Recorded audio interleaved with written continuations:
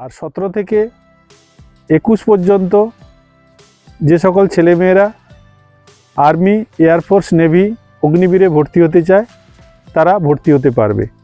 এখন স্টুডেন্টদের জন্য বলবো, অযথা এই সময়টা নষ্ট না করে বা এই মূল্যবান বয়সটুকুকে কাজে লাগানোর জন্য অবশ্যই NN ডিফেন্স একাডেমি, পূর্ব গোবিন্দপুর, ডায়মন্ড হারবারে যোগাযোগ করবেন এবং এখানে একটা ছেলে বা মেয়েকে ব্যাকরণগত পদ্ধতিতে কিভাবে army, air force, navy, BSF, CRPF, CISF, ITBP, SSB, Assam rifles, Delhi police, West Bengal police, Kolkata police এবং RPF-এ ভর্তি হওয়ার জন্য যে আদব কায়দা, ডিসিপ্লিন বা অনুশাসন, ফিজিক্যাল ট্রেনিং এবং ক্লাসের মাধ্যমে একটা ছেলে মেয়েকে এখানে যে ভর্তি করার যে বিষয়গুলো প্রয়োজন সেই বিষয়গুলোর উপরে জোর দেওয়া হয়।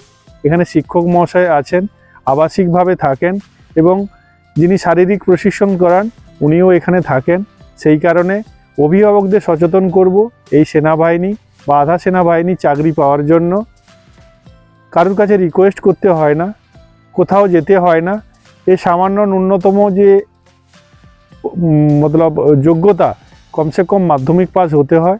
তারপরে যদি কেউ হায়ার সেকেন্ডারি পাস থাকে তাতেও সে ভর্তি হতে পারবে, কিংবা গ্র্যাজুয়েশন থাকলে সেও ভর্তি হতে পারবে।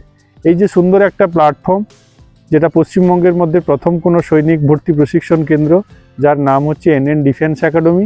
আপনারা আজই যোগাযোগ করবেন এবং একাডেমিতে এসে আপনারা বিস্তারিত জানবেন।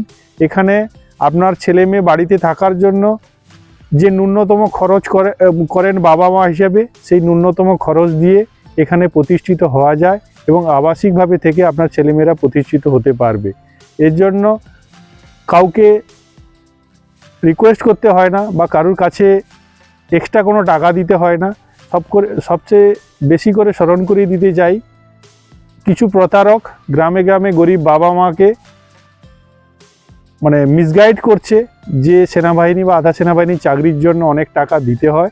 সেই টাকা দিতে হয় না।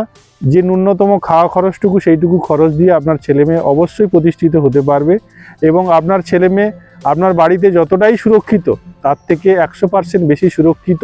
এখানে সব কিছুই ব্যবস্থা আছে, মক টেস্টের ব্যবস্থা আছে, 24 ঘন্টা ইলেকট্রিকের ব্যবস্থা, জলের ব্যবস্থা, প্রত্যেকে থাকার জন্য আলাদা ব্যবস্থা এবং CCTV দ্বারা নিয়ন্ত্রিত এই ধরনের একটা সুন্দর প্রতিষ্ঠান, যে প্রতিষ্ঠানে অবশ্যই আপনার ছেলেমেয়েদের আপনারা উৎসাহিত করেন।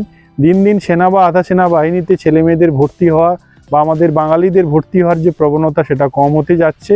যাতে এই ধরনের উৎসাহ অভিভাবক হিসাবে আপনারা আপনার ছেলেমেয়েকে উৎসাহিত করেন, অবশ্যই আপনার ছেলেমেয়ে প্রতিষ্ঠিত হতে পারবে।